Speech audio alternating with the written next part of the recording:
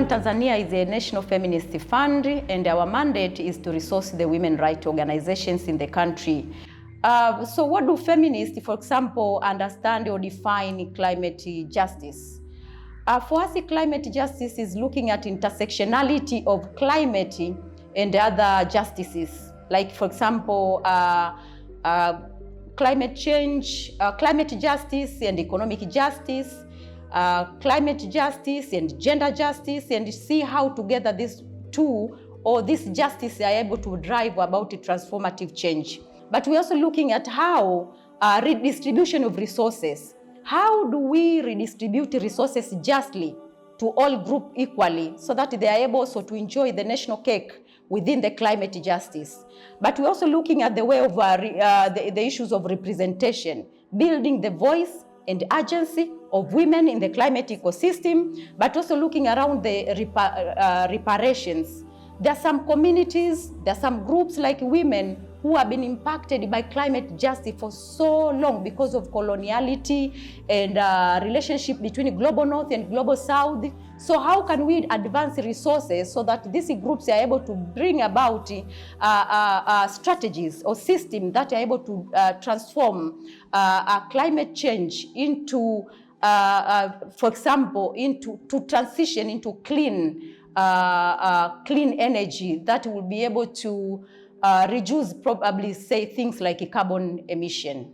Now, despite the challenges that women rights organizations are facing, or women in general are facing within the climate ecosystem, the resources have not been made available for them to be able to drive the transformative change. And this has been really a traditional challenge that for a long time now, women rights organizations are still struggling with the resources.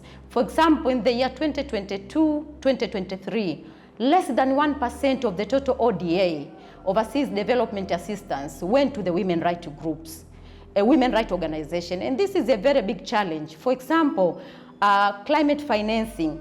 Less than 2.3%, though there are no official data, but less than 2.3% of the climate financing were advanced to women rights organizations.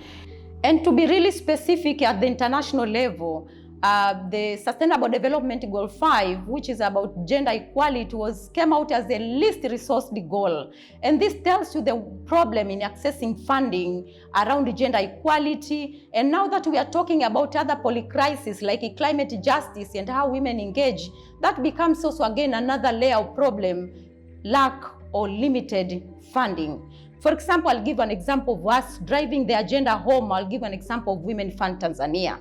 In a year, Women Fund Tanzania receives about 600 proposals.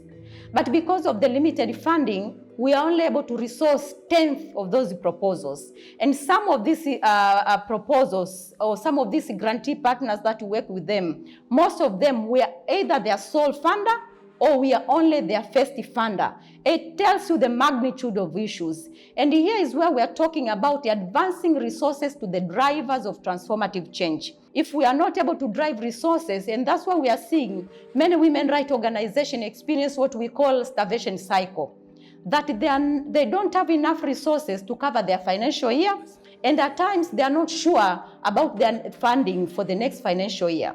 And for us feminists, we are calling for flexible core multi-year funding. If we are intentional, if we want to bring change in the global world, we need to resource the drivers of change. And women rights organizations are the drivers of change because, as I said earlier, they are seated within the communities that are impacted, but they understand the issues because they are serving the constituents that they are working with, and they know the solution. The other challenge of accessibility of funding, I think, is about the processes under which we are addressing climate change in our communities or in a global community.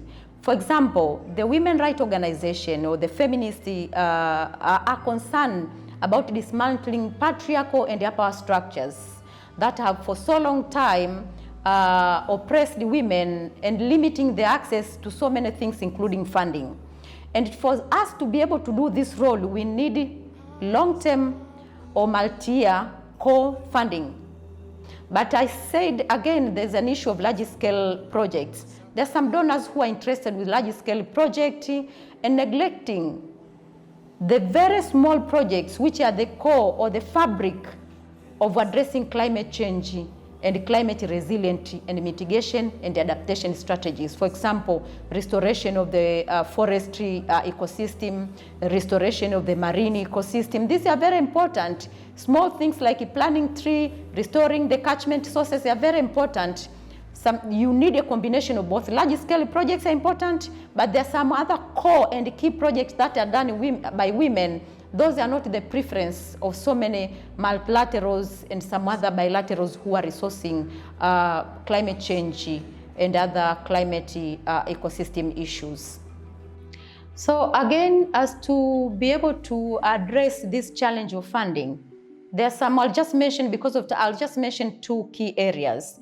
One of them is to call upon the donors, it being multilaterals, bilaterals, philanthropy, to drive funding to the agents of change and the drivers of change. And most of these are the women rights organizations who are seated at our communities. They are grounded to the needs of the community. They know the solution. What they need is funding to catalyze the change that they want to see in their communities, to be able to restore, to mitigate, and to bring adaptability into the climate change issues. There are so many challenges that women rights organizations are facing with regards to accessing climate financing. And one of them is the bureaucratic and stringent regulations or systems under which proposals have to be applied for, where you submit the proposal, you go through so many processes for them to be able to be to apply, to be accepted, and sometimes it's an issue of capacity, but sometimes it's the issue of jargon. There are so many jargons within the climate justice, for example, carbon credit, soil carbon, climate financing. All these have not been able to be made into practical sense that women rights organizations can internalize them and connect them with the challenges that are facing their communities, and be able to put a proposal that speaks to their own situation, to their own realities, and they're able to apply for funding. And the solution for this is to increase resources to the drivers of change, ensure that we have core multi-year funding to be able to bring resilience of the organization themselves, but as well as helping them to work with the community and their constituency to drive transformative change.